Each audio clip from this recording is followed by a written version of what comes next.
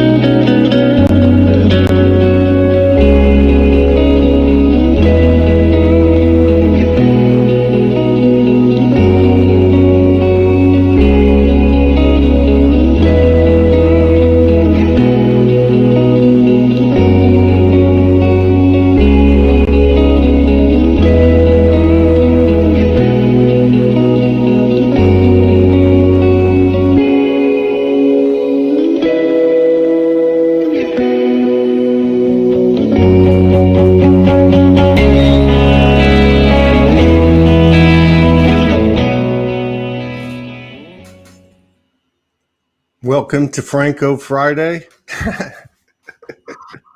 Franco's in the house. We were just talking about whatever, and I said, it seems like from 7/7 to around 7/13 was the most incredible thing this earth has ever experienced. I don't know if you have any further description of what that period was like, or did it even exist? Was it only in my mind? No, I think you were having some colorful experiences in, what do you call it? Accentuated, drug-induced experience. Or, yeah. But I'm actually being funny. That's all. No, I'll tell you one thing. There's been several times that I felt like I was on a hallucinogen, and there's been a lot of anomalies and glitches. Yeah. But God, what was that? What was that? Well, the thing is, every so often we get really hit hard with some pretty powerful energies, and it's just because we're already on a collective scale. Some of it has been to negate some of the real purging that's going on in negativity from a collective perspective. So it's kind of been preparing us to be able to be much more immune of sort and to be able to navigate more clearly. But, the thing is, all of this stuff that's going up right now within ourselves, I mean, this is self-induced because some of the, how can I say, we're almost giving, every time we get a nudge, we're almost giving permission for us to go to that next stage. And that's what we've been doing, is going into that next stage of our experience and next level of ourselves. Because what we're doing is bringing more of our true self, our true beingness. And this beingness I'm talking about is a beingness of being what we can call human, with all your multidimensionalities in it, because the human itself is multidimensional.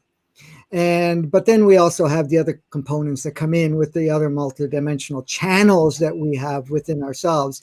And many of us have taken on the agreement, and this might be old news again, agreement to really hold a certain space and to hold a certain frequency, but also be an active role player where you're bringing forth this new human, this new, what we call kind of superhuman state.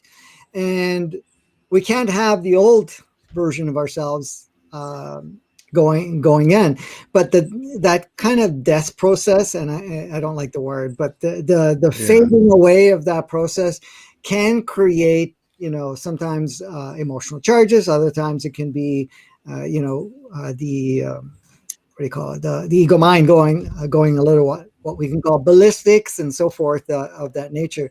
So each time we have something coming in, it aids us in one way or another. So that 7-day window pretty well was very focused for a group of people all over the world that were ready for that next level. Doesn't mean no one's, only certain people got affected. Certain people became very noticeable what they were experiencing versus others that may not have noticed it. But I'll tell you one thing, during that period of time, many people were feeling some pretty intense stuff going on. I noticed a couple of things. One was that it seems like for some, I can't speak for all, but we're beginning to be aware of what's happening as it happens. Mm-hmm. And two, thoughts, words, and actions proceeding carefully, basically not at all, and hold space for yourself. Just hold space for yourself, because that in itself, I think, might bring some balance to the collective as well. Well, the thing is, too, exactly. I mean, a lot of the work we're doing not only for ourselves, because, yes, we're getting more of a clear conduit, we're letting stuff, move through us and everything else. But, like yourself, I mean, when I look at your imprint, I mean, you're kind of, let's get this thing rolling. Yeah. And what is it going to take? And I'll take on anything, because I'm tough, I'm strong, right? And, so Todd is that, Todd says, hey, I'll take it on, whatever it is. I always play by the seat of my pants anyway. So somewhere like that will be fun, let's go for it. So, oh God, I just snorted. This is the best reading I've ever had. Well, this right from the very core of yourself. That I know. This is the game, and this is the thing that you've chosen. But I admire yourself and many people all over the world. Actually, I admire all of humanity to be here at this point in time. And no matter what role you're taking, even if you want to, actually, because there's a lot of people going from being an active role player to becoming an extra or whatever it is, as long as it plays a particular role in whatever channels that they're in and so forth. So, I mean, a lot of brave souls are just saying, okay, we'll do whatever it takes. And I'm easy to get out, and I can let someone else come in, another multidimensional soul, or I just go into that state for a while and then later on decide what to do from there. So it's you just said a whole bunch of stuff in Franco talk, which is like, that's like 6 paragraphs. You just said in like 4 sentences. So you said something to the effect of it doesn't matter if someone goes from an active player to a what is it, an extra?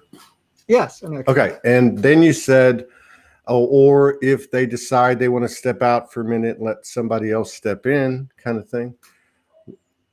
One of the things that's really become amplified, and I think it could be explained a couple of ways. One, we had an open mic a few days ago, and our friend from Denmark, Anne, she's been on a couple of open mics, not meek, but very reserved, but felt comfortable enough to come out. She's come out 2 or 3 times. And she's one of those that's been connected, since day one. And so she said, my whole life, I've always had these externalities, these externals, they're there every day. And then over the last few weeks, it's like they're gone. And I'm just being told, be human, be human, be human. And so when you're talking about, as a reference point, this place, this space that we share individually and collectively, where the human is the present, seems to be the point energy, or the one that's being emphasized. When you're talking about becoming an extra or having something else drop in, that pretty much makes sense to me over what she said and what's happened over the last few days, which is the human consciousness is kind of a standalone and has these connections and these abilities that kind of obviously influence the human aspect's experience. I mean, does the human aspect stand alone? Is it a soul alone? I mean, how does this work?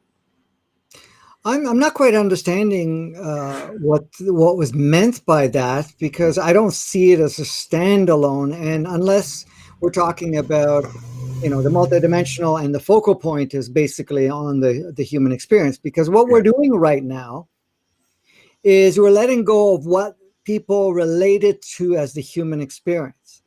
Everybody knows the human, but they really don't know the human. Right. They know a artificial designed human that used minuscule amount of its humanness in the experience. So what we're doing is letting go of the definition, what the human meant, because the human in a lot of cases is referred to as weak, as violent, as self-serving, that the human has all these natures, but that the human is very limited in the sense of its capabilities. But that is not what human is. When you really look at what the true human is, it is many different blended species representing itself, but we haven't been doing that for a very long time, some 10,000 years. So, the whole thing of letting go of our older versions is really about the interpretation and definitions and labels of what the human meant or was or is, because that's what people have referred it to. So do we need to have extraterrestrial beings to come and, fix things for us or anything of that nature? Not at all, because in most cases, in our true form, and I'm going to say this, in our true form, not that there's one better than the other, but we have the collection of the highest state of 12 different species of brother-sister souls. And all of their experiences combined in one physical form, which we call the human, even though the human hasn't been used as much.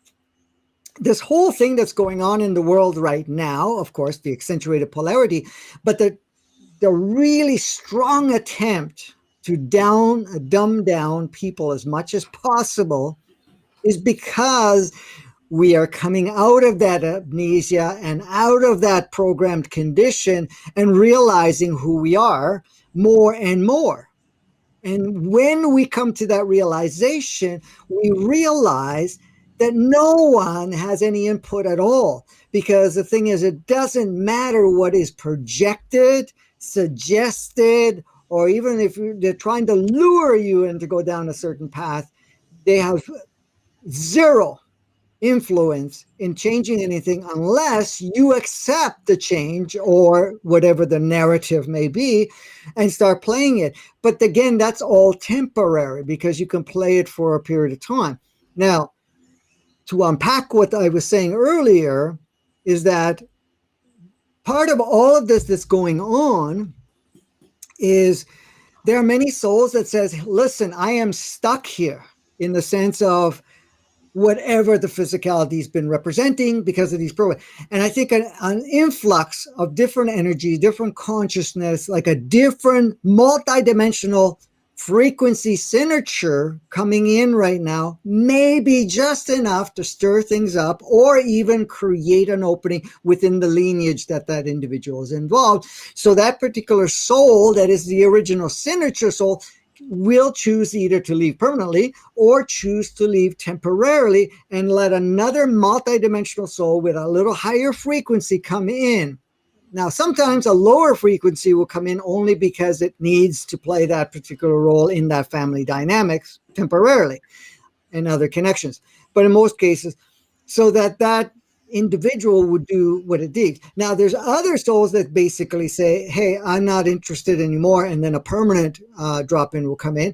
Others will say, oh, no, I don't want to play any role at this point in time, and the body is in a situation where there's so much programming, so much dumbing down, even chemistry-wise, and it can't use it.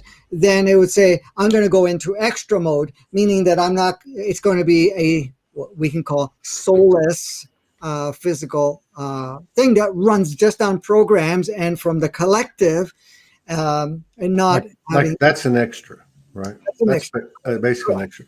So the thing is, yeah, and I've talked about, we can be in families where we have extras in our families, but at the same time, there's some other ones that are going into that route. Now, some are using the so-called V that everybody talks about, that can use that as part of it. So here, let me back up. Yeah, go ahead. So another way to put it would be, you talk about the active consciousness, which is a team of aspects, I guess, is a way to put it. So there's this part of this consciousness here that is Todd, that's always been here and has never left, has been what we might call in these circles shadowed and unconscious about things, as we all are to one degree or another. And through this period, and through all periods, it's always there. It never leaves, and it is changing. And so I guess my question is, another way to put it, is that other aspects of myself coming in and being embodied? Or is it, let's say the soul, whatever, let's just say my soul signature that came into this world feels like it's still here. Right. And let me just say it this other way. I had this thing about 4 nights ago. It's a conscious dimensional experience. I'm on the side of a fire, or around a fire. There's an image of me on the other side. Quick conversation. Who are you?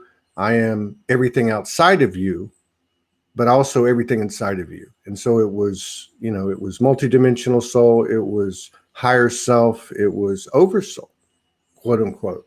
And so what I'm trying to say is there's a consciousness that's dominant, or the majority of the consciousness, or the most present. Is that consciousness being added to? Is it being added to? Is it truly being our vessels being embodied by, from the higher self down, the oversoul down? I mean, is this what you're explaining, the mechanics of it? Is that what it looks like? Is it a possibility? Well, yeah, there's many things. Like for yourself, for example, your soul is always connected to you. Absolutely, has never left for any long period of time. But it does move out of the way often. But and this reflects to others too. I'm not just saying just exclusively yourself. We all have different experiences that go on around that. But what ends up happening also in this particular case, like you were saying about the oversoul and so forth, that at certain stages, certain things that are going on, that just your own particular signature with the connections that we have to our oversoul, connected to our twin soul and all our other soul families, that a lot of times we open up the channel even further. It's almost like your specific signature says, I'll just move out of the way and I'll let these multiple signatures come in, because when that level of consciousness and those frequencies, because they're all different frequencies, okay?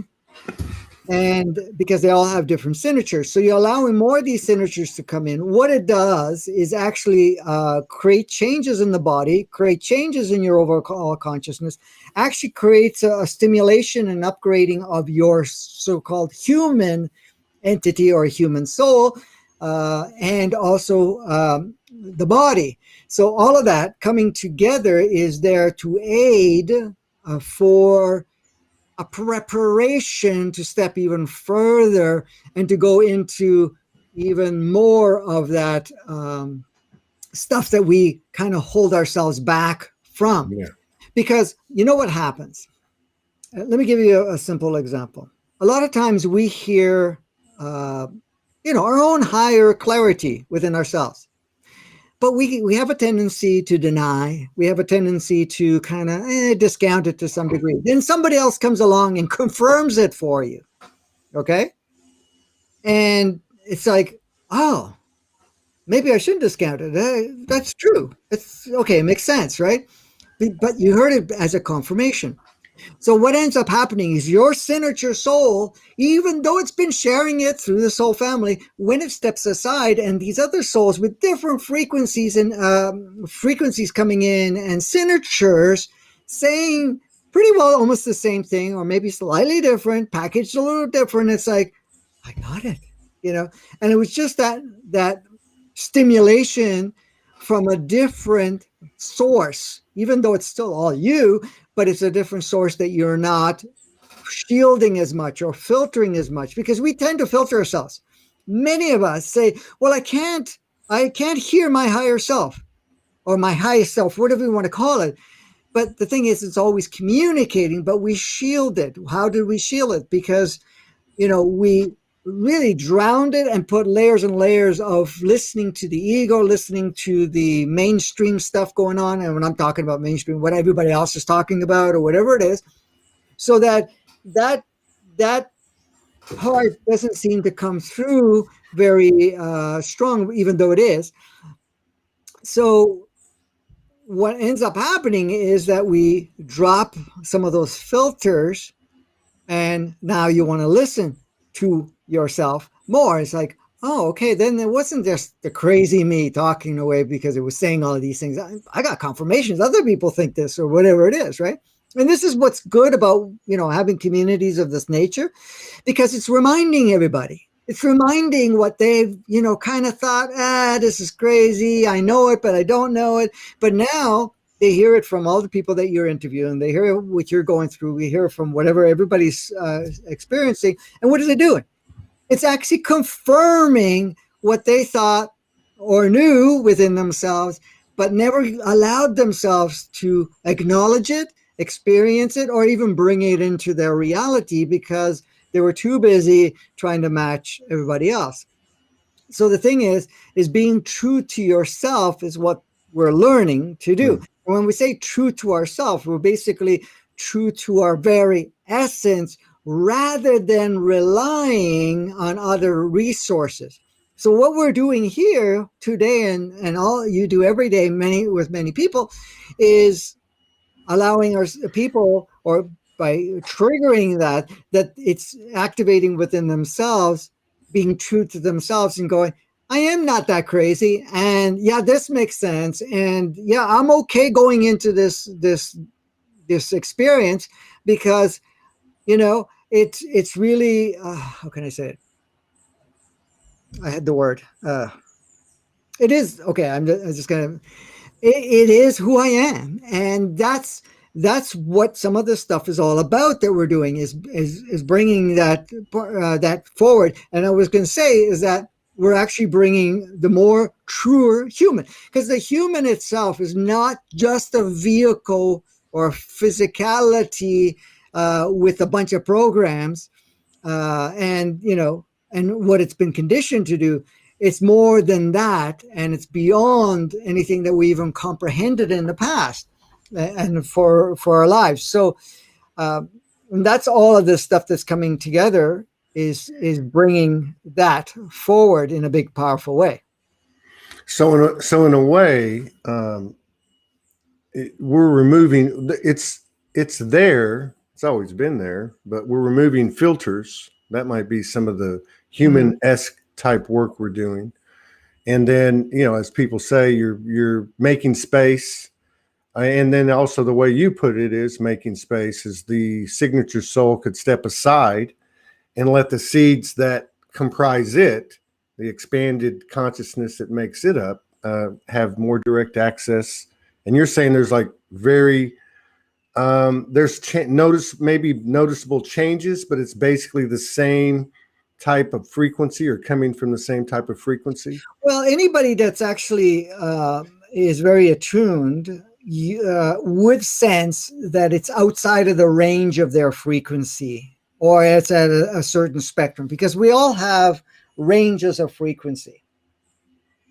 You know, vibration is what we emanate as creating our reality. Our vibration creates the reality. The frequency is our signature that is able to interpret reality and bring a certain level of consciousness. So depending on ourselves, we range in that. So each of our multidimensional soul has a bit of that seed in that range of frequency. But when your soul steps away from that, it actually, say it's a filament. I'm trying to be in the camera here. A filament of that band actually expands. So you may recognize it, but it's really accentuated because that whole range now is encompassed by a larger part. Or in cases, especially when you were bringing the oversoul fully in, that which brings in like basically 23 different well, not 22 different frequency streams, but it's not actually 22. I should say it's 11, because your twin soul has the same frequency, and each of the twins have the same frequency, but different ranges that are operating. So when you're when it happened, I saw 22. Yeah. Which is funny you would see that because each one has an experiential range that it's skilled itself with by having it. So even your twin soul, even though it has the same frequency range and the signature is the same, but it has a whole different perspective because it's had many different other experiences versus what you've had. And it's similar to your twin soul. It's going to be different than yours because you're choosing to incarnate in different places, different times, and different energies, and had many different experiences. So you're right about. Go ahead. Somebody that is pretty active here, Jen Reynolds, who's pretty well put together. She puts it out there, and you can see her. It's a lot. Her path is a lot like everybody's. But she said it's like all these timelines of other me's are merging into one body. And then I think the comment before that, she mentioned something about feeling bipolar the last month. I guess, kind of where I'm poking, trying to find out more. The curiosity thing is it's like there is this central point that feels very human, and it is changing. And you can feel it changing just as it's changing physically, but even in your awareness and your, just knowing and intuition and so on. But it's also party to the mental and emotional and the purging and all that stuff. Yet the smoke clears and it's still there. And I'm just trying to get a sense of, because the emotional and the mental seem to really be fading away. If they poke their head in the door, it's not very long. And there's another part that's coming in, which is it feels like spirit is the only way I can put it. And yet that same piece of me that is experiencing this fading of the mental and the emotional and so on is still present. Yeah. And when I had that experience, I thought, well, which voice is this? And all I could come up with was the oversoul, but it didn't make sense to me. But now that you explain this, and of course this is kind of metaphoric, but oversoul just being all that's been a part of the lineage of this signature soul. So it makes sense to me that I would open up more when the time was right to my human aspect, the human soul aspect, as its guide or something. I don't know, something like that. Yeah. And to bring that thing about the mental and emotional, the thing is what's happening with the mental emotional, because if you're looking at the emotional is going to stay there, but it's no longer what's actually fading away. It's dominance. Okay. Because we've been conditioned and programmed and altered that the emotions drive us instead of using the emotions to accentuate whatever experience we choose, but we're still in the driver's seat. Okay. So it's always meant for us to use our overall encompassing consciousness and the emotion to create the energy and the power within it, but never to be the other way around where the emotions take over the so-called whole experience. It goes into the driver's seat. Okay, so it's not in its control state. The same thing with the mental, because the mental is the reference of programs, reference of what has been labeled, defined, what is or isn't. So that's fading away too, so that the mental actually is there to kind of compute things, but it was never meant to compute only one source, which is a stagnant program, because anything that we learn, unless it's constantly expanding, is pretty well stagnant. And a lot of the stuff is stagnant thousands of years. But so now, coming in is when we're introducing all this other consciousness, the mental processing is upgrading so that it's no longer using its programs of the old the same way anymore. So Yeah. that's why you're seeing them step aside. And then what you're feeling is you're more multidimensional, you being more seen. It's actually now going, and okay, I'm going to start to navigate what we need to go.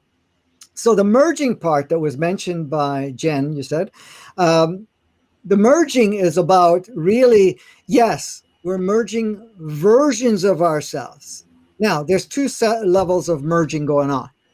The first merging is all the aspects of ourselves that we have, meaning versions of ourselves that we've created, artificial or otherwise, through every different situation. Now, there's versions of ourselves that we adopted and created and identified with from a child to the different stages. But then we created sub versions of ourselves through different interactions. One version was at school, one version you use in the work world, one version with your family, one version with your friends, one version with the community, one version, all of that. So that's the first level of versions collapsing and only taking the tidbits that are wisdom of sorts or learning or experientially enriched without all the different labels and the barriers that were created, because each version is a box in a sense, because it's a compartment with a bunch of different instructions and say, when I'm here, this is what I can say, this is how I respond, this is what people see me as, and this is who I am in those people's eyes. But then I go somewhere else and I got a different version. So all of that starts to crumble, and that's what we're going through. So all of that is becoming merged. That's the first merge. The second level of merge is we have multidimensional aspects of ourselves, or what we call parallel selves, that we create and play with simulation playgrounds. So when we call, what's the word? Oh, I just had it on the tip of my tongue. But when we're talking about parallel versions of ourselves in parallel worlds, these parallel worlds are basically simulation aspects of ourselves with different choice points and whatever else. So we would be, having all these multiple experiences, and then we would drop in. So what we're doing is merging that too, so that everything goes into one reality, but bringing all of that in is creating one reality which is completely flexible, because we've done that with the timelines already. So the timelines that were there before, that was the first thing we worked with, which was collapsing all the timelines from our own personal timeline, the timeline that we create with different, say, lineages and family dimension, the timelines that we had created through different areas in the world, and also the timelines, from a global perspective. The reason that is because timelines were fixed. Timelines were plugins of different multiple realities that we kind of collectively, or in, say, personal, you've created these timelines saying, if I'm in this range of frequency, then I will play out these certain individuals come in, these particular wake up calls will come in, or whatever else. And so we created many of these streams with different choice points, different paths of sorts. But we chose to do, when we wanted to go on the fast track and we really wanted to embody the whole thing, we collapsed it all. Basically, nothing is there except a wavepoint that we plug in whatever we need, so that everything is changing quickly. So the collapse of our multi-versions of ourselves, which no longer serves, because you have to understand, Todd, and this is for everybody, those versions were old versions that were stagnant, used when the inverted world, the inverted 3D, 2D, and stuff was active, and when we took an active role there. That does not plug in here. It does not work here any longer, and it's not for us to entertain, especially if you've chosen to be an active role player. It's not going to work. So that's why you collapse those versions. The other thing is we get lost in going all of these multiple parallel worlds. We were fragmenting ourselves and saying, okay, I'm here, here, here, here. So what we're doing now, are they all collapsed? No, we're collapsing them. So you're going in and say, okay, is this even useful? I'll grab whatever I need, plug it into here, and collapse that, and then next and next and next. So that it's kind of like traumas, right? You finally integrate it and come to terms with it, and you take the wisdom it gave you, right? It's kind of the same kind of energetic equation. Yes, absolutely. Well put. Thank you for that, Todd. So that's what all the merging that we're talking about is going on. Now, the bipolar part, feeling bipolar, whatever it is, that's part of the process. And I'm not saying everybody has to have that experience, but a lot of us have. And that's part of the process. Still do. I think we should start writing I think we should start writing an owner's manual for the space between 3D and the higher dimensions. And that's the first rule. It's part of the process. You'll be bipolar, so don't worry about that. Go ahead. I just had So the what was I saying? Well, you were talking about the bipolar. That's part of the process. The bipolar. Yeah. Thank you. Yeah. So the bipolar is part of the collapsing, the part of the merging, right?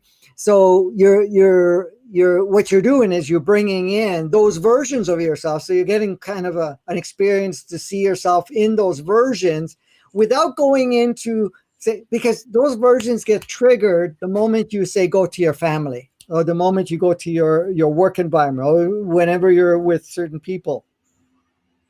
So those are you're bringing those parts in, so that you're basically getting all that you've learned from all of that and collapsing that part. So yeah, you're going to seem like you're bipolar, because you have to understand those versions have different emotional triggers, emotional memories, have different storylines that we've created. How many of us get caught up in our stories because you go somewhere and you want to say something. Let me give you an example.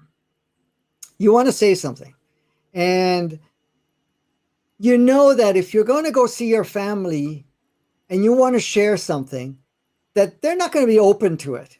So you're now going to create a version of story that you feel that they may be relatable with.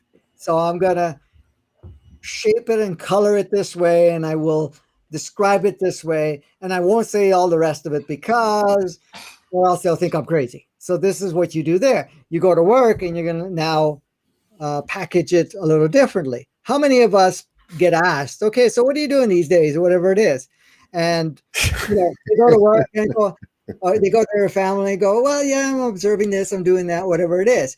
Then they go to work and they're saying, yeah, I'm doing my work and I'm, discovering, looking at things or whatever. Then they get onto this type of community and they start sharing amongst each other. And now they're talking what we're talking. It's like, oh shit, I'm different every which way, but they're not. They're just opening themselves to be more natural. So when the platform opens up saying, oh, I have more permission and people are not going to judge me, then I can talk more. But what's happening now, as we move forward, those ideas that I'll be judged, these ideas that I have to package it a certain way, is all fading away. And that's what we're getting the last taste of it, so that we can fade it away, so that in fact you are your true self. Yeah. It's like one voice for all, right? Like one voice for all. What ends up happening, Todd, is that you will say what you need to say without considering what they're going to say or what they're going to think anymore, because now I'm not going to taint my discussion. I'm not going to, and if they don't accept me, that's okay. Yeah. You're not going to compromise your soul, basically. Right. I mean, you're not, it's like there's enough awareness. And I noticed something else too. Yeah. You don't see a lot of people, if any at all, hardly. I remember, certainly 10, 9, 8, 7, 5 years ago, even, you saw a significant amount of posts and expressions and commentaries in regard to the dark. And I don't mean the dark as in the Illuminati. I mean the dark as in personal experiences. You don't see people, saging it, it's all that stuff is kind of, I'm not saying it's going away, but when people talk about their personal divine episodes or dimensional experiences are being in that type of frequency field, there just seems to be a lot of benevolent energies showing up. Mm-hmm. And I think that goes along with what you're talking about. Well, you have to understand this part of the purging that we're going through is purging those so-called, darker states or these lower states of ourselves. But again, you have to understand on a collective scale, a lot of the energies that were supporting that has been leaving. It's been being purged from the collective, from global, or whatever it is. So the role players are running on a script, but not with the same support. So, and each time, what ends up happening, each time the bottom is clipped, meaning that the range of vibration is clipped so that we can't go as far low as before, the beings and the energies and the older consciousness that were below those ranges are no longer supported.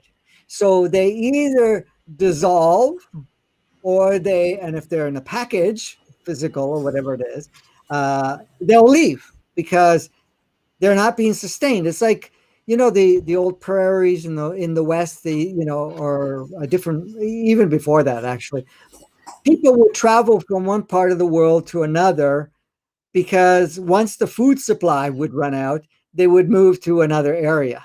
Okay. If you remember, that used to be the thing. They used to follow the food, right?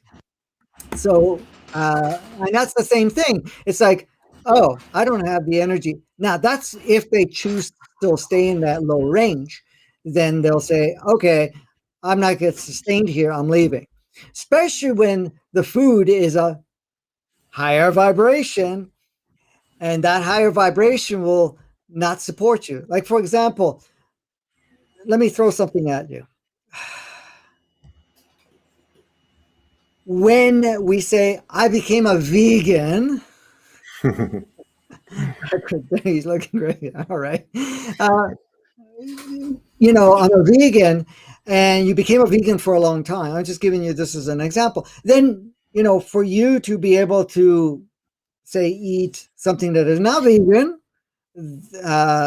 your body's not gonna handle it very well because you haven't had that for a long time. So your body's attuned to it, and it's the same. It's the same thing for us to be able to go back to any lower vibration at that point in time, is not going to be, it's not going to be something that would work for us either. And we have to understand also, a lot of the old versions of ourselves that are collapsing and dissolving were makeups of those lower vibrations when we were okay being there, and when we were being supported there energetically from the collective and everything that was being streamed. So those versions that were all that inverted stuff that was playing out, okay, those versions of us is not sustained there anymore.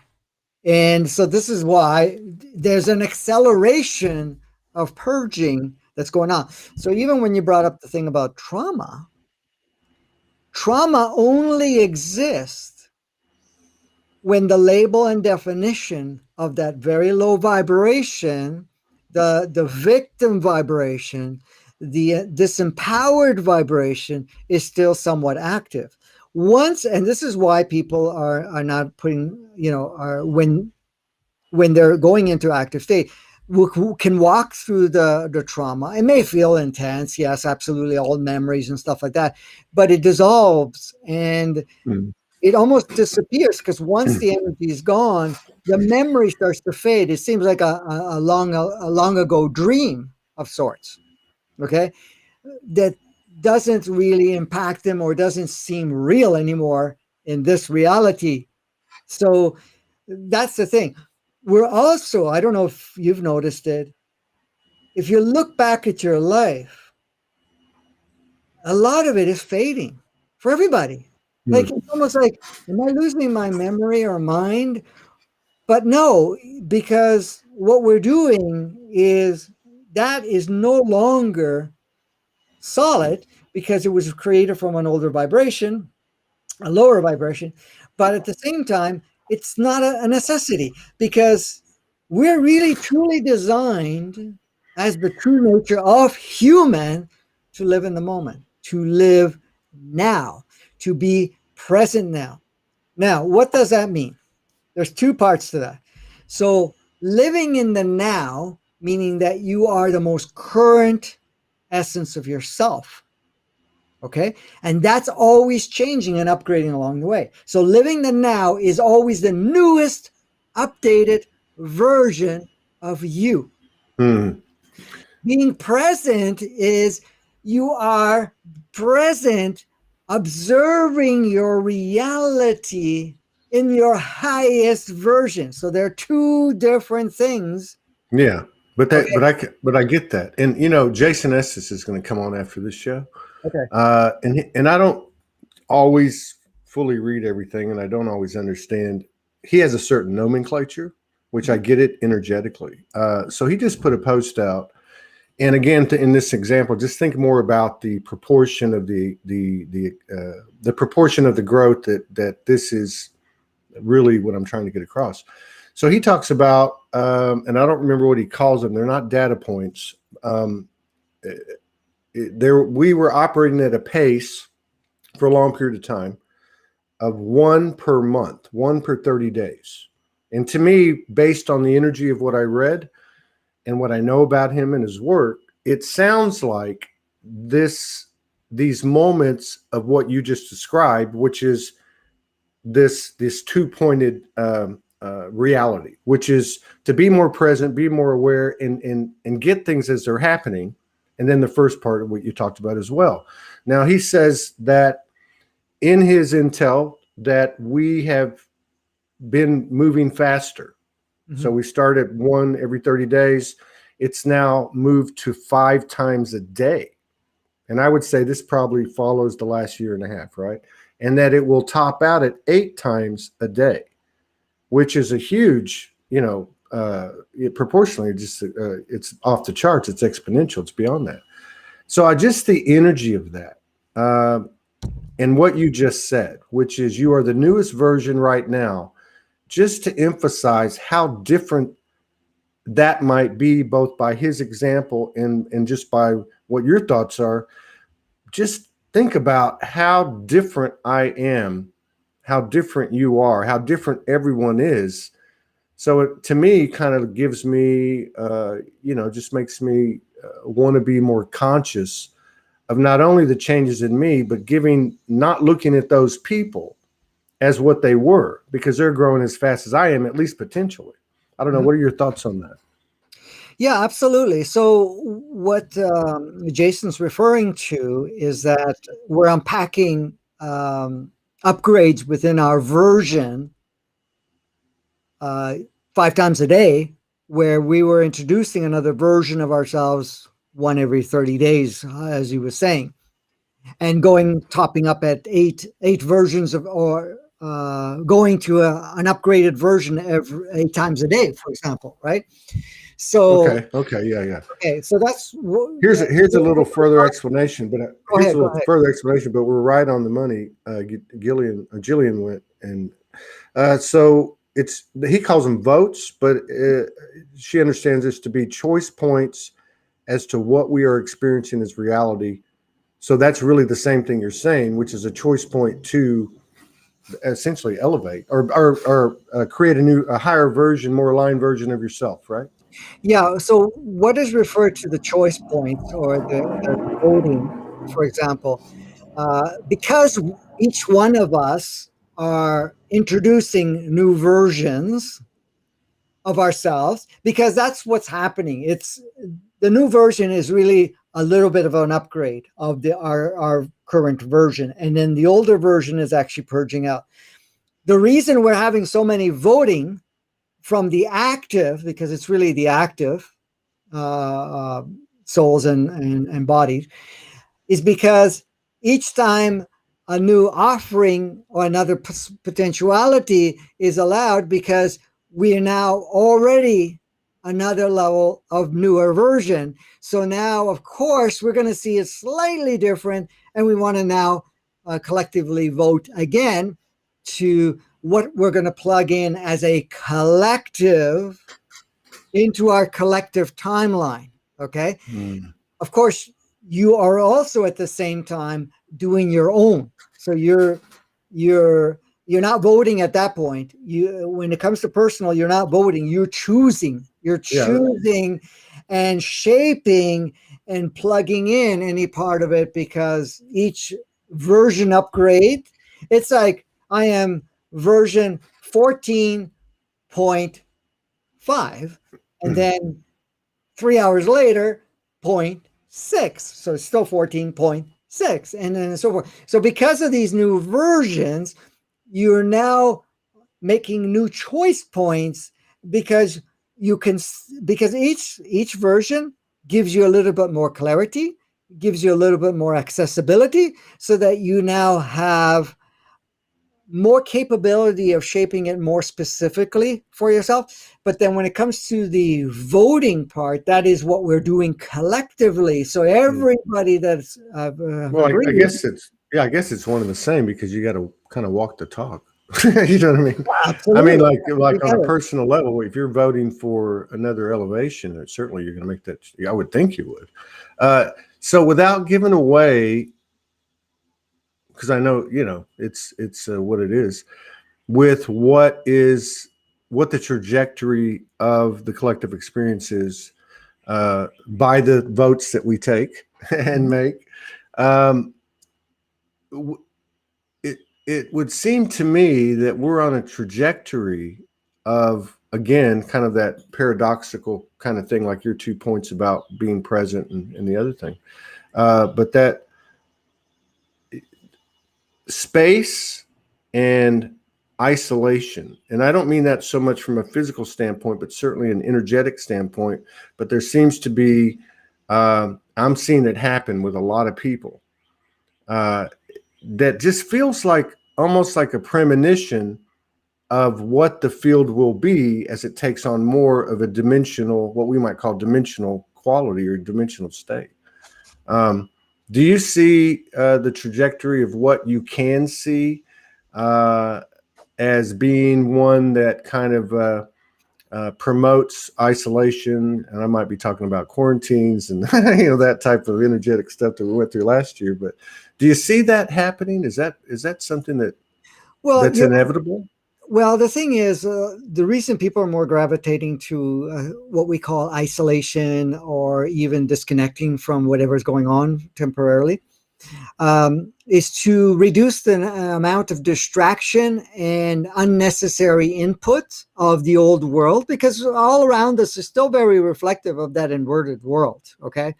So if you can you can unplug yourself away from that, especially from input and other people for a period of time, you get now to solidify more of that essence of yourself coming forward.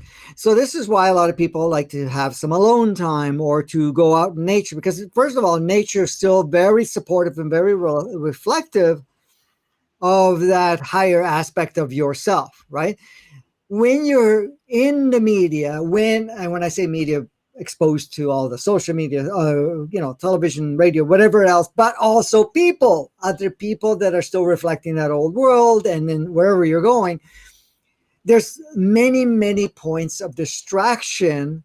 And that distraction, especially if we still have active programs within ourselves, or we have active memories or emotional charges within ourselves, those things get triggered and it creates more distraction. So when you plug yourself away from that by going into isolation or connecting with nature, going into quiet, now you're reducing the distraction, the triggers are not going on, and you get to see things a little bit more clearly, and people start to connect with themselves a little bit more clearly. Now, some people don't have to do that because they're already active and have made already a lot of progress through it, so they're going through stuff. But remember, if you are drawn to what's happening in the news, what's happening in the world, and you're holding your breath of sort, I'm just exaggerating that, but holding on to, okay, is such and such coming back in? Is these quarantines going to go down? Is this,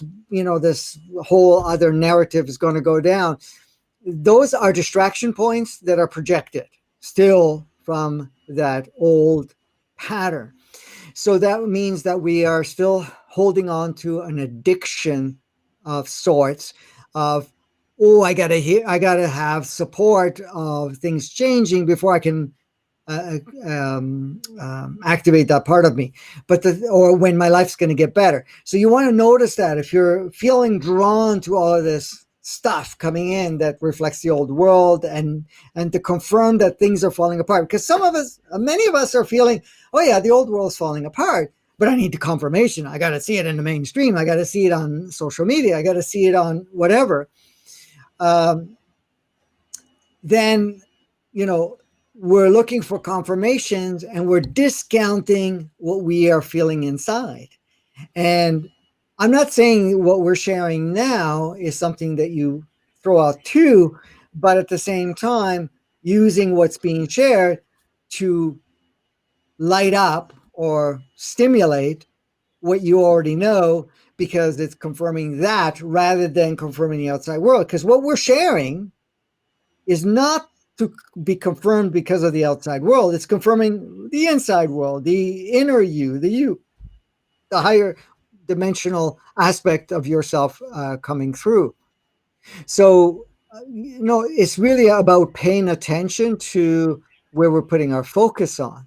I'm not saying, oh, beware, don't put this focus on, but notice that when you're putting on that focus, am I in my empowered state? Am I actually in the driver's seat? Or am I waiting for something? Or am I waiting for confirmation of the old world? See, this is where the distraction comes in, Todd. Many of us have been conditioned and programmed, and that's the part that we're deprogramming ourselves, is that the outside world is what we have to wait for before we can be ourselves, or we can, live a better life, or whatever it is. Or that the outside world has to confirm that the world is changing. It works the other way around, though. The real thing is the world is changing in you, and you're the one that's projecting a new world. You're the one that's unpacking the new world. So we got it backwards. That's still part of the inverted, right? Yeah. So we have to unpack, we have to reverse that in the sense of collapsing that pattern. And now is And this is why I say, well, we have to connect with our higher, our imagination, our creativity, and so forth, because now we're going to project this new world, because we're unpacking the new world. All of us That's are. right. It's All of like either you become it or it becomes you. Yes, good It's way to all put it. God. It's all God. It's just a matter of how you want to experience it. Getting Correct. back to poking around into the near future, the last time we talked, you said that, and again, we have this discussion. We know it's just in this moment. We're not trying to project any type of box out here, right? So it's an open conversation and an open thought process. And that's in regard to what people have talked about for a long time, the Great Divide, two Earths, or whatever that is. And the last time we talked, you said it's not been decided, but there's a trajectory that there would be a split, I guess, of some sort, however that looks. Any more feeling on that? I have a feeling that is kind of a big. If that were to happen, or when that happens, that would seem to be something that would be almost visible to everybody. I can't really comprehend it, but then again, I don't. What can you comprehend as you learn more every day? But any further information on that, or any gut feeling? Well, yeah, we definitely have our organic 5D world. We have the organic 3D world. We have the inverted world. Okay. All three are playing out in a sense because they're on a separate channel on one TV set, and we can move through all of them. But the thing is, the channels are not totally isolated so that you're in one or in the other or the other. You can put your focus on and say, well, I'm going to watch more of this rather than this, or I'm going to play with more of this, and so forth.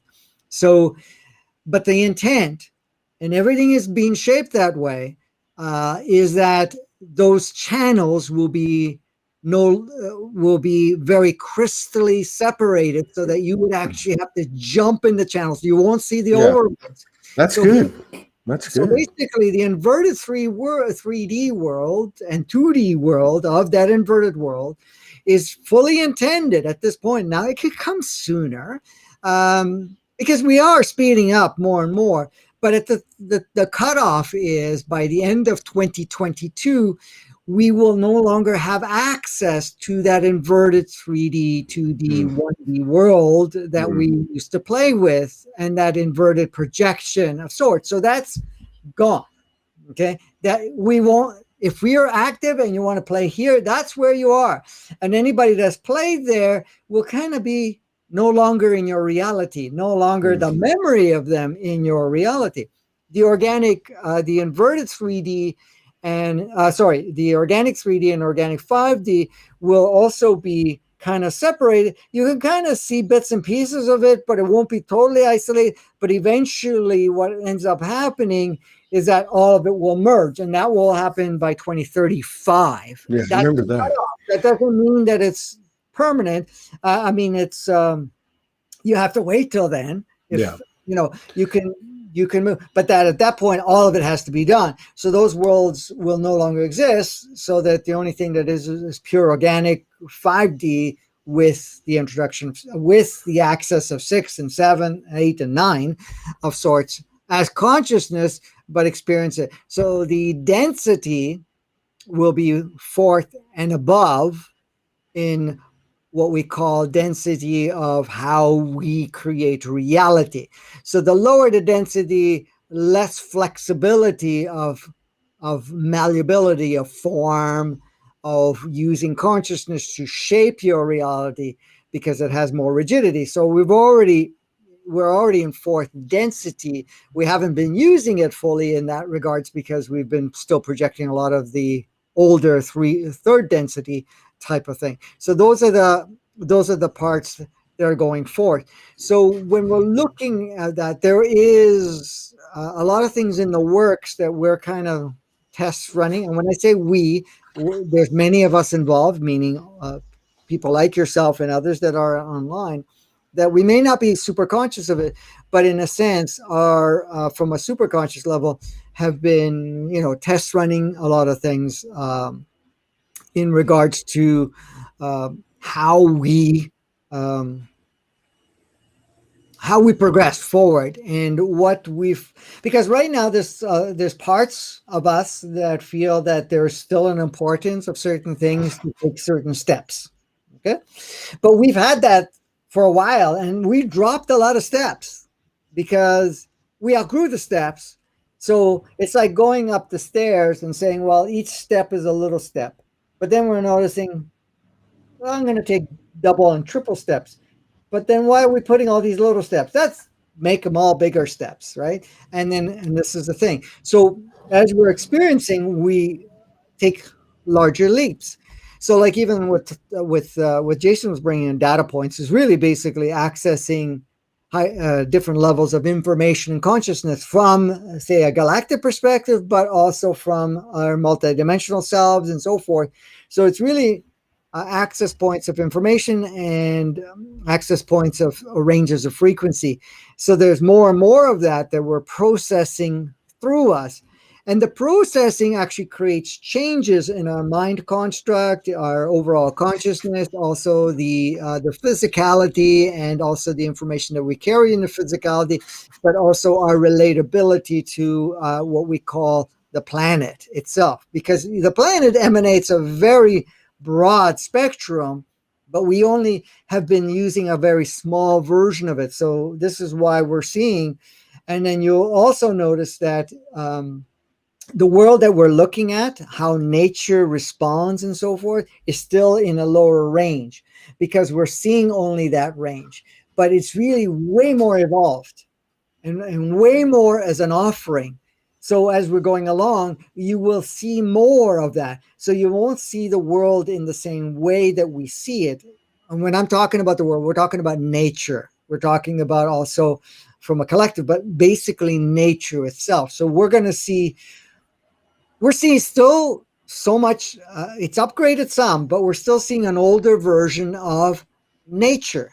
It's a projected version of nature. That means how the animal kingdom, the insect world, the plant life, everything relates with itself. We're seeing an older movie still, because still the collective is seeing that as the older movie. But that newer version is already there, and many, many, many levels of it. So that as we're going into the range, you will see that what used to look like a hostile nature, we're not seeing anymore, because that hostile nature was a matrixal expression, a matrixal projection that we're dissolving. So the destruction and so forth, and the violence or whatever you may see through nature, through other interactions with others, starts to fade away, because that projection is losing its capacity.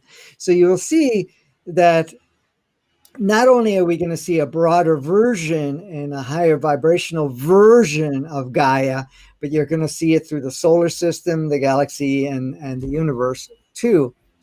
Because we're the ones that are interpreting what we're seeing. And we've been programmed to see it a certain way. Yeah. Yeah. I'm with you on all this. This is good stuff. And so like there would have to be noticeable differences that are not even necessarily unique to 5D or 3D, but that are true in both. Oh yeah. As the inverted matrix frequency continues to fade and we're able to see more, even in an organic 3D realm, let's just forget about 5D, there would be wholesale changes in everything, to include our ability to see, let's say, beyond the visible light spectrum, or to see other energies, or the more expansive reality of, let's say, plants, animals, and anything else, right? Yes. So the information interactions that we have opens up too, so that we actually receive more of that. But like you said, the upgrade that we're going to be seeing on the planetary level of sorts, like we would say Gaia and all the nature and so forth, that exists still in organic 3D and 5D. What the difference between the two is a level of consciousness and the focal point. So being one organic 3D is a little bit more physical related, but Yeah. also bringing the multidimensional at the same time, where the 5D is more multidimensional with a little less focus on the physical, so that there's a little bit more flexible and less rigidity in the physical in the organic 5D versus the organic 3D. But the interaction with Gaia will be a little bit different expression, but the channels are still upgrading where none of that polarity, violence, and cruelty. And even things like, because I mean, truly, correct me if I'm wrong, but in an organic 3D, there's a lot of things that there's a lot of words that don't even exist. Correct. Like, I mean, I'm going to say like forgiveness, even. I mean, I think 3D, we get so caught up in 3D and 5D as being two separate things. And obviously there's a difference. But in organic 3D, we've never experienced. And the reason this came up was a few days ago, I had this beautiful sister in the community, Geraldine Grace, on. She's an attorney from Australia, and she's tapped into a network of 11 other women, and they're consciously approaching the legal system. So when we started talking about this, and she's very lit, she said, I don't want to go to 5D. And she actually brought you up. She said, Franco talks about, the organic 3D and the organic 5D. She goes, I actually want to go into the organic 3D. And basically what she was saying was get physical and be part of an experience that was initiating in the physical sense, or from the physical plane, the more physical plane that's the 3D as opposed to 5D, to be in that experience of transformation in regard to what her passion and her purpose is, at least in part, in terms of being in the legal system and bringing change. And we also talked about what you and I talked about, which is how when we were in Sedona and we had those talks, and I got that download, in how the code, like in your experience, in your personal experience, you're developing a code that's very unique in real time through your efforts. Now, it's part of your whole overall effort, just one aspect, but it's an aspect that could be tapped into because of the fact that you're here now. But she even talked about that. She said she understood that through the physical motions and the collaboration factor, that they would generate new universal code from that point, of transformation. So it was a very interesting thing, and I never thought about that. I thought, well, if there's only going to be 10, 12 years of organic 3D, why the hell would I want to jump into organic 5D? Like, there's got to be some value to that. And she's the first one that ever brought that up to me. I mean, that it made me realize it anyway. It's interesting. There's many, many people that prefer that because, the thing is, when people talk about, we're putting an end to 3D, they were always referring to, unknowingly, of course, that they were referring to the inverted 3D, the inverted 2D world, an inverted matrix, an inverted world, period. So just to give you the numbers, 550 million have committed to operate in organic 5D out of 7.7 billion. 2.4 billion have committed to do the organic 3D. Okay, hang on a second. Well, no, this is great. So if there's 2 point whatever billion that have chosen already the organic 3D, and half a billion have chose the 5D organic, that's roughly 2.7 whatever billion, right? If there are active players that are whatever percentage, would you say that's pretty much the number of active players? Correct. That's what it is. Yeah. The rest of them are what you would consider, or we would consider, as extras, or, some other people have different names. I can't remember what they're called. But anyways, I've always called them as extras from years ago because I related it to the movie world. You have the main characters, and then you have the extras are always in the background. They're necessary, they're beneficial, whatever it is. So yes. So I made it very clear: 64% are in that non-active role. The rest of them have chosen to play an active role, and 2.4 billion have chosen to play in the organic 3D for exactly what you just said earlier from the person that you shared, because it's like, hey, I never got the opportunity to really experience a true organic 3D and being in my pure form of a true human experience. I want to have the physical experience in its true nature, not from that inverted, skewed version, which was kind of cool of a ride. But it was a wild ride, wasn't it? Because when this was introduced, Todd, I want to say one thing before I lose. Go ahead. Yeah. Before this was introduced, this was a few years ago, 2-3 years ago, closer to 3. When this was introduced and there was a vote made, offered to the collective from a highest aspect of yourself, people were saying exactly that. First of all, this was offered a while back, since 2012.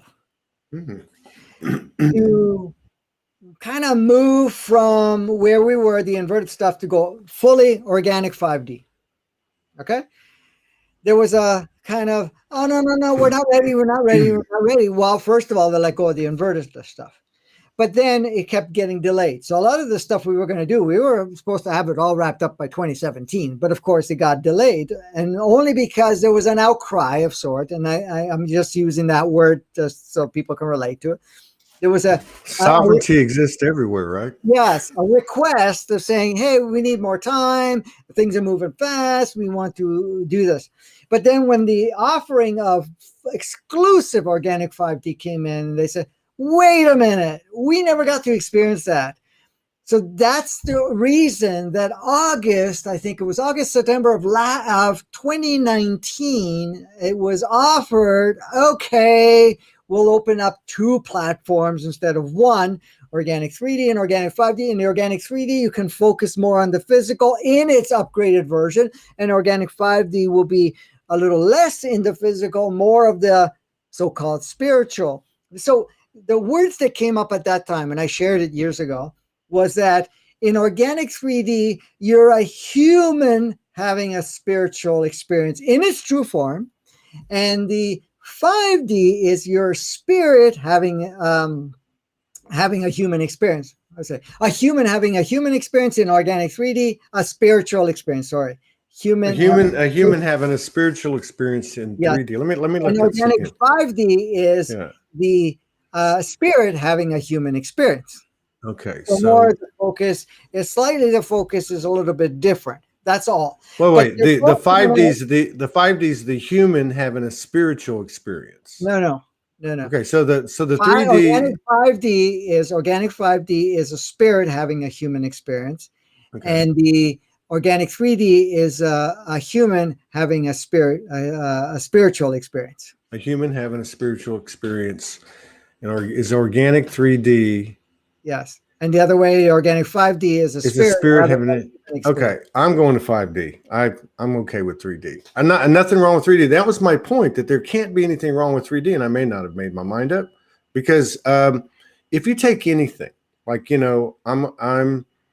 like to have fun, and that's changed. What that has become has changed. So just to imagine a party atmosphere in an organic 3D, that would be, and to be in such a physical state would probably be pretty cool. So because it's such a short time period, I would imagine I probably will. It is, and it's a beautiful experience. And the thing is, when I presented this a couple of years ago, because I was surprised too at first, because it's gone, oh, okay, well, that's a real change of plans. And that was okay, because I came to the realization, why not? I mean, this is this is a beautiful opportunity for us to actually embody something that hasn't been embodied for 10,000 years, because we only had that organic 3D for 5,000 years, from 15,000 years to 10,000 years ago.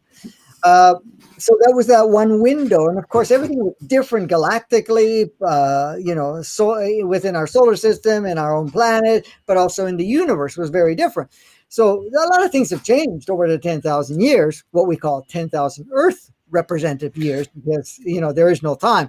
But so when the organic 3D platform was offered, and I know some people will say, oh, no, that's not real, or that's not true, whatever it is. That's okay. It doesn't matter. If it doesn't relate with you, that's okay. But if it relates with you, that's fine.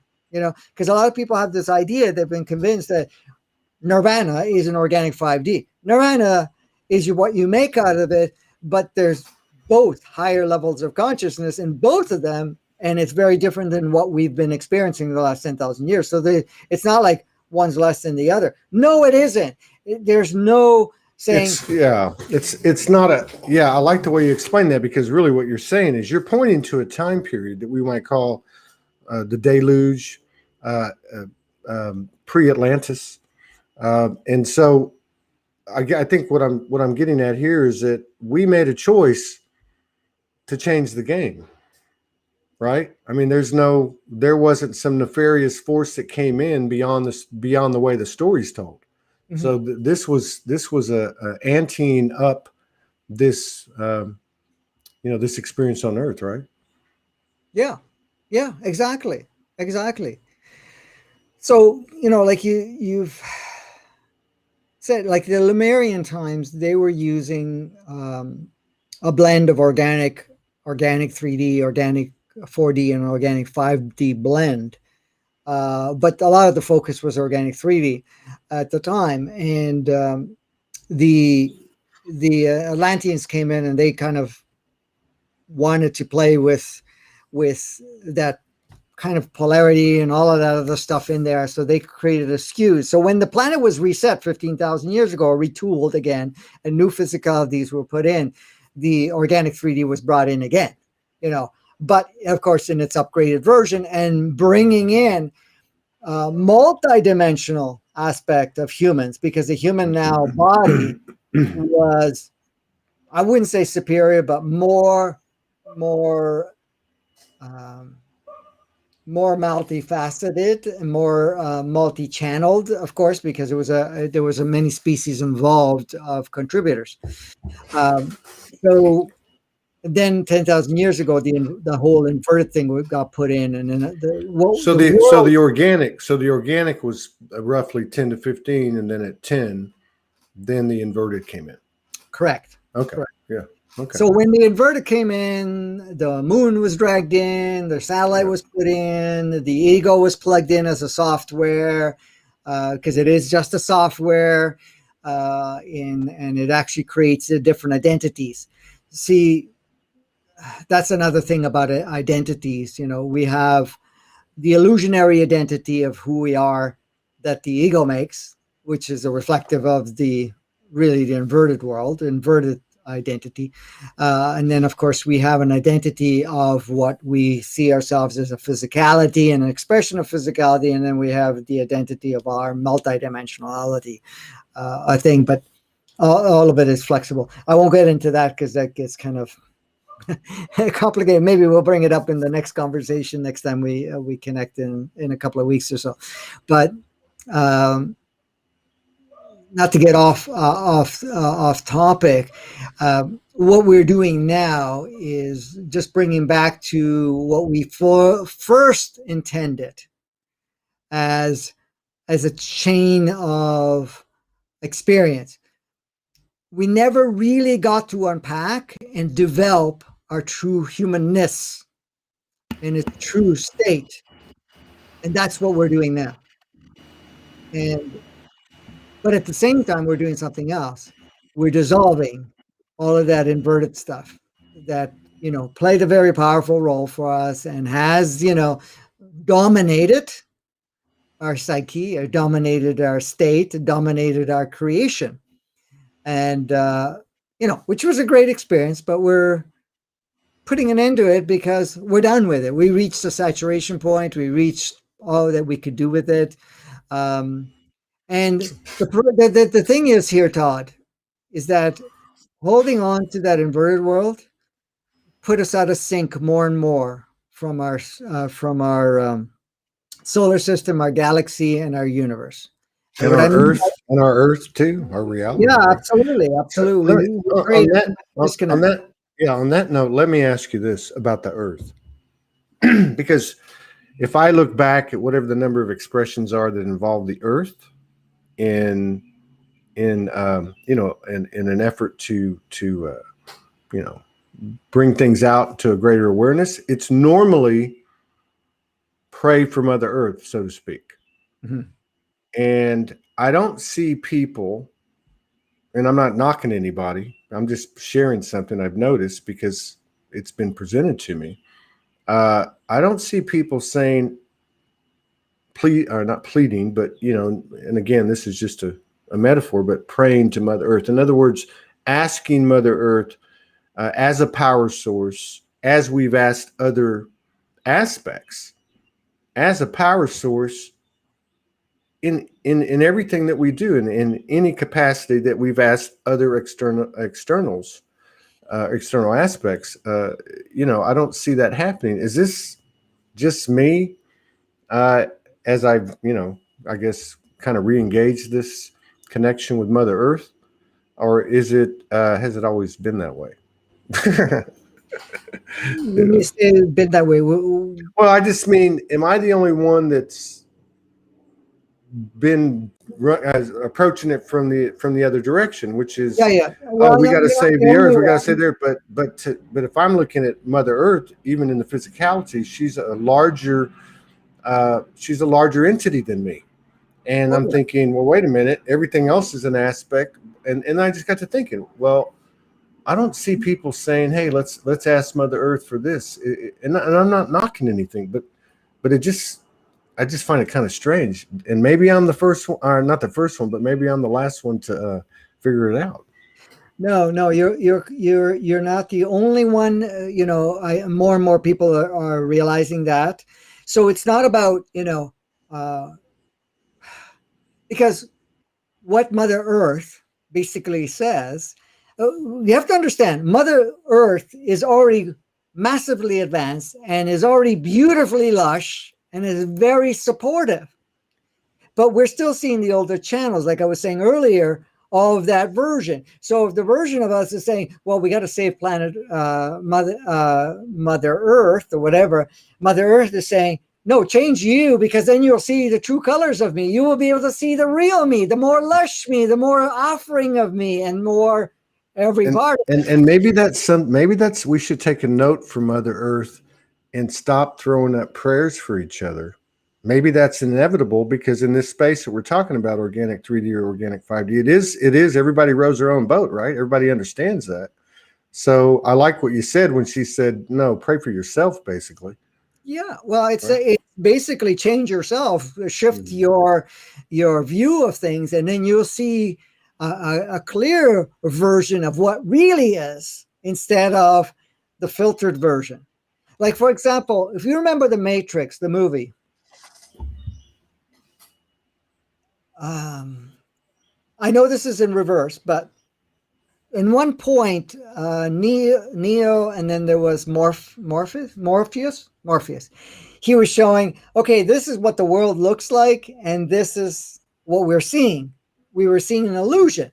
Well, it's the other way around. We have such beauty, such high vibration that's coming from Gaia, but we're seeing a movie where it's not as great, even though we already see the beauty of it, but in Mhm. certain areas, we're not seeing it.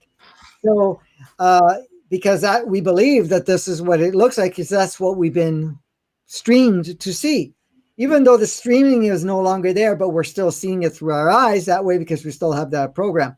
So it's really the reverse. When we actually see Gaia for what it is, Earth, you'll see it in a completely different aspect where it is greener, uh, brighter, much more harmonious, much more conducive, where there is no major, climatary changes and violences of, say, volcanic and whatever else. Right now, all of that is being projected to create a shift. Like even when, I think I said it in your, but I may have said it somewhere else. I'm not sure. But, we went through that phase of time where not that long ago, maybe a couple of weeks ago, we had much volcanic eruptions all over the world, right? There's a lot of that. So I was communicating with Gaia, with Mother Earth, and I said, what's the deal here? You're trying to shake up things. And he goes, I'm just showing you, at this point, showing the collective, that whatever adjustments I need, I will make. It's not dependent on you, meaning humanity and their little small world or small viewpoint, which is not our natural viewpoint. It's saying, listen, when I put the volcanoes up, not only am I shaking you guys up, I am feeding CO into the air to feed the more lushness of the plant life that relies on CO to produce more oxygen and to grow more green and powerful. And at the same time, all that I'm spewing as ash or whatever else is nutrients coming from the core of the planet or from another layer that is, again, making the soil richer, putting richer minerals back into the soil that's kind of been eroded through, what you guys have been doing on the surface. I don't depend on you. I will make adjustments, work on you so that you don't have to play that game any longer where you're still, playing that old version. I found that so intriguing. And I was showing, hey, like you said, Todd, we're praying for, for the well-being of Gaia, and Gaia saying, hey, I got it all under control. It's you guys that are still a work in progress. I've got it all set, and I'm already have this new world waiting for you to embody, to experience, to step into. Yeah. And that's and if you think about that, if that's the way it works from the top down, so to speak, why would we be would we not be in a misalignment if we didn't emulate the same thing? So, I mean, I just see where this whole discussion about, let's just forget about anything beyond 3D, the difference between an organic and what we've had experienced that's fading the inverted is huge. We're talking about essentially, really, it's a totally other dimension where the universal laws apply. There's just let's say a soft polarity that I mean, you're talking about a playground where there isn't any disunity. There's no division. I mean, you know what I mean? I mean, an apple tastes like an apple, like we've never tasted before, right? I mean, and the other thing is, what I just described, which you brought up, what I just described about Mother Earth, Gaia, is us.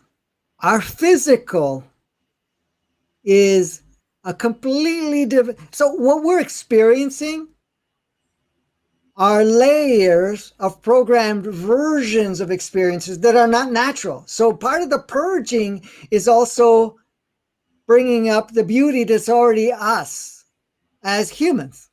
So every time we have a wave and we're shedding those veils, which are projected versions of ourselves. So when we're having, say, ailments or stuff going on physically, those are projected layers that we are dissolving. And then what's happening is like Gaia is saying, hey, I'm already lush, I'm already beautiful, whatever else. You're just not seeing it yet, and you're starting to see it more. It's the same thing with our body saying, hey, I'm already upgrading, and I'm constantly upgrading with every wave that comes in, every reactivation comes in, every layer, every DNA that's coming more online. But it's time to you to let go of those versions that you're seeing of me and overlaying it so they're only seeing a false version, or what's another? Not a false. A false version is one, say to two, but an older version or something like that. Our super intelligent sister says layers, variants of reality. There's the real virus variants, folks. They're already on us. You just peel them off. Yes. So here's another big one. And I speak to this because of what I've experienced, Morgan has experienced, and I've seen a lot of pretty powerful posts in regard to the energies of masculine and feminine, which obviously are significant in this experience. So my question would be, at a 3D organic, obviously it is a playground of a soft polarity, and I would think that the masculine and feminine incarnations would be significant, because the playground is a physical playground. But these differences between distorted and organic, and again, let's just forget about anything higher than 3D. We're talking about how, on one hand, we're talking about what that might even be like, but on the other hand, we're talking about what's not in it. So if the most core, well, I guess the most core thing would be body and or physical and non-physical, but the most core polarity in our external experience in this realm is not what it is, then everything else is totally blown away too. Right? I mean, so I can't even imagine what a day in an organic 3D would be like. Can you, and I'm talking about post, based on the trajectory, post December 2022. What would that look like? To me, I can't even fathom it, but I would have to believe, if I had to say one way or the other, it's got to be what I know to be as an out-of-body or dimensional experience, or a lucid dream type of atmosphere. That's the best I could do. And I have a feeling it's a whole lot more than that. But what are your thoughts? If you're talking organic 3D in a physical representation at this point in time, I mean, you're going to feel embodied. You're going to feel every part of you as an enhancement of an experience, feeling alive, really feeling alive, feeling very, when I talk about connected, it's like every part of you is you within yourself. And because one thing I want to bring up that you brought up is the distortion is that there's a feminine and masculine, and it has to be separate. And I'm talking about the idea, what it represents, a masculine energy and a feminine energy. That was never the design. The design was that we were both balanced, masculine and feminine, but we came into a masculine body or a feminine body and had a masculine or feminine body representation, but our essence was both and not separate, so that you actually understood and were able to connect with each other without creating the barriers. Because if you look at it, the masculine and feminine have felt separated from each other, misunderstood from each other, and then feeling that you need each other to complete each other.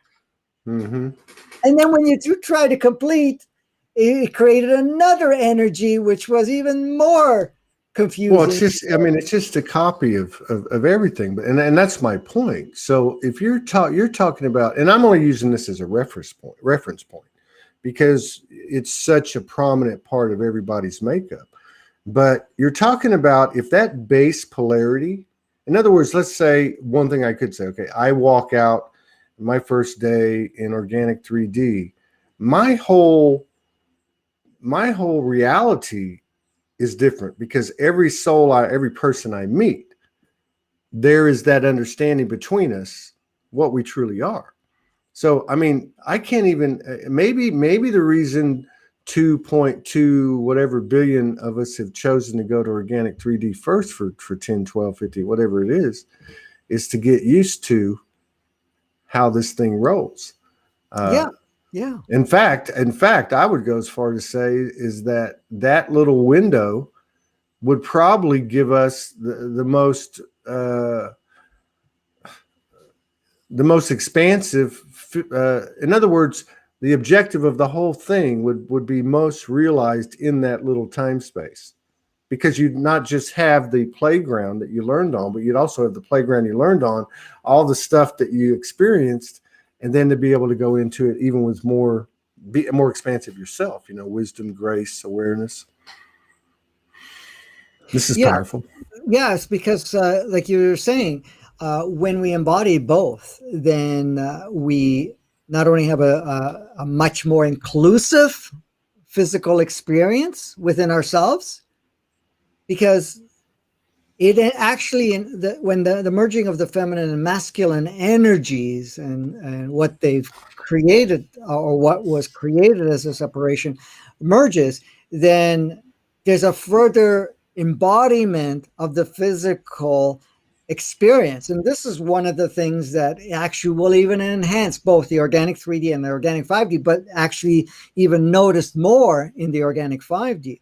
Now, that doesn't mean that we become genderless, okay? Meaning that there's no masculine, no feminine.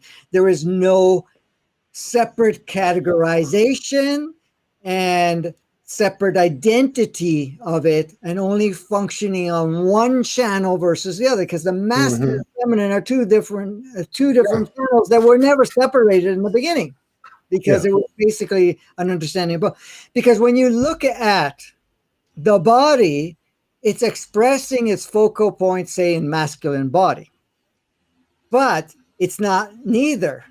And the same thing with the human entity. It's had males and female millions of times or thousands of times or whatever in the last, 15,000 years, say thousands of times. But when it comes to even the multidimensional soul that comes in, it's not masculine or feminine. Yeah. It's only gets categorized here in this inverted world. Yeah, I mean that's the way we set it up. But and I'm saying this as a point of context, as a point of reference, as a baseline, because it is such a foundational part of polarity. Yeah. And obviously that's to me, all experiences are an effort to expand the experience of the individual, of the universe, right? And in that experience, to bring a higher level of alignment. So I think these are very important points. Otherwise, we wouldn't have set them up this way, right? Yeah. So there's and again, I'm on the other side. I don't want to sound like that. I'm on the other side looking back. But I'm on the other side looking back, because every day, as we've discussed, there's the newest version, right? Mm-hmm. And what I'm seeing is that somehow in this organic 3D, the objective was literally to create in the physical what we create in ourselves to the highest degree of alignment and perfection, which sounds like Eden, sounds like the Garden of Eden, which, that would make sense to me, because when you talked about the Lemurians, you said they took, a lot of it was organic 3D, and they took pieces of 4 and 5, whereas the Atlantean was a little bit more, a little bit different. But organic is organic, and to me, organic is another word for earth. So there's something to be said for what's closest to us coming into alignment. Mm-hmm. Yes. So you got anything coming up? I noticed you had one. We didn't even get to talk about it. I had it on my mind. The redesign. I actually talked to some people about it, and I watched some of it. You got anything coming up? We had one last Tuesday, which was just a few days ago. I even forgot what it was. That was the one with the 3 choices. Redesign. Well, that was 2 weeks ago. Oh, that was 2 weeks ago. Yeah, I'll tell you right now. I got it on my little. I I was write like, all yeah, this stuff down. you got to have it written down now, right? Yeah. So episode 83 was getting lost in our emotional triggers. Oh yeah, I saw. I haven't. I bookmarked that. Yeah, I Yeah, yeah. saw that. And the one before that was the importance of being rock solid. And the other I one didn't was, see that. yeah. And the other one was to choose between maintain, fight, or redesign. Yeah, I like that. I like that. It actually came up. I don't know if it was a conversation here or I had a couple of private conversations in the last 3 weeks, but I remember having a discussion about it. Somebody was referring to it, and then I just kind of dug into it. I appreciate it. I got Jason coming on in 15 minutes. Yeah, And so I'm gonna let you go. So the one that's coming up next Mhm. Tuesday, but I might postpone till Thursday, just so anybody is being your true self, no matter what. that's it. To thine own self be true. We're right back where we started. Well, you look fabulous. I don't know what's going on. I don't know what planet that is behind you, but it looks like either Aldebaran or Mars. It's actually a photo I took out east years ago. When we Kimberly and I traveled out east, I took some pictures of some of the areas, but it almost looks like Sedona because there's a lot of red earth there. Yeah, yeah, a little bit too much green and some big trees back there, and the way back on that. Yeah. So it is not definitely not Sedona, but yes. Well, you definitely look like you've been out in the sun, laying by the pool every day. I don't know what's happening, but no, I haven't done that, but I do have some additional color, I guess, because I have gone outside a little bit more. So there you go. But right, yeah, thank you. Yeah, always. Thank you for this today. It was yes, Nova Scotia. That's right. Thank you. Somebody just wrote that. That picture is from Nova Scotia. But what was I going to say? Yeah, it's always great to play with you. I look forward to playing again and have fun with Jason. So this is back-to-back superpowers we have, and you had one before too. I think. No, not today. No, not today. Okay. Yeah, I haven't been able to keep you up. two are a handful. I can't do anything other than that. I'll be on my back for the next 20 hours. All right. Tell Kimberly hi. Love you. I will. Thank you. Love you.